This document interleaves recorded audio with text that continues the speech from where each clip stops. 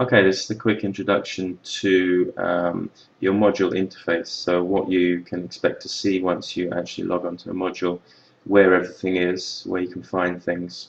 So if we just go in, if you remember, after you log in, this is the first page that you see. And as we said last time, this is liable to change, but the main thing to notice here is that you have a list of your modules.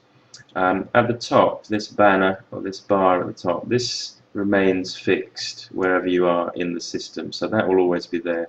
And the important thing to know is that you can always get back to this page which shows your modules by clicking on My London Met tab, and next to that you also have the content collection. We won't go into that now, but that's basically where you can store files and any kind of content that you use in your modules. So we're going to go into a module which is just a training module to demonstrate. When you first go into a module, you will land on what's called the entry point. Okay, so the entry point to your module is the first thing you see, it's the first thing your students see when they click on that module name in their module list. And this entry point can be set by you, by the instructor, to be basically any page really. The most common ways to do it are to have something called a module dashboard, which means that you can include these kinds of little widgets at the bottom. That's for things like announcements, what's new, and so on. And you can put an image and information in the page banner. The other common way to do it is to set the announcements page as the entry point. So that way you ensure that your students are always kept up to date with what's happening in the module.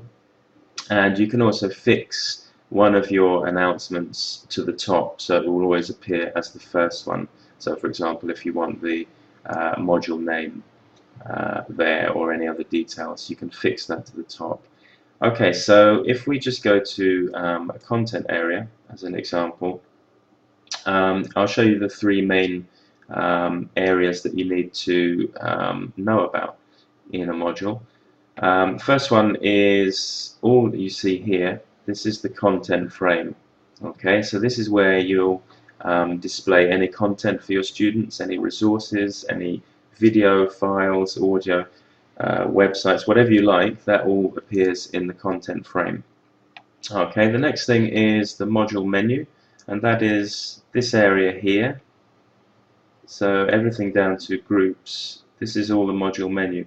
The important thing here is that both you and your students can see this menu. So if you want to provide any tools or content areas, learning resources, you need to make sure that it's displayed on this menu so students can actually access it.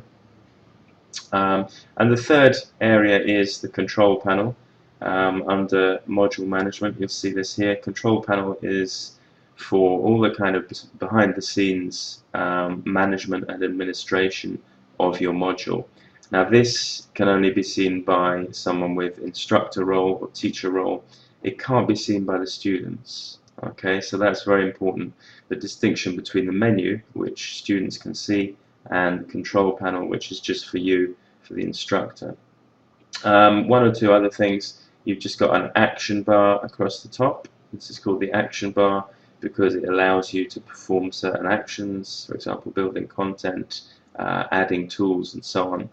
And there's a little menu icons here as well, so you can do various things with these, which we'll look at a bit later on. So that's the main interface of your module. Remember, if you want to get back to your module list, you can always click back onto My London Met, and in the next screencast we'll look more closely at navigation features of Blackboard Learn, how you can find your way around in a module.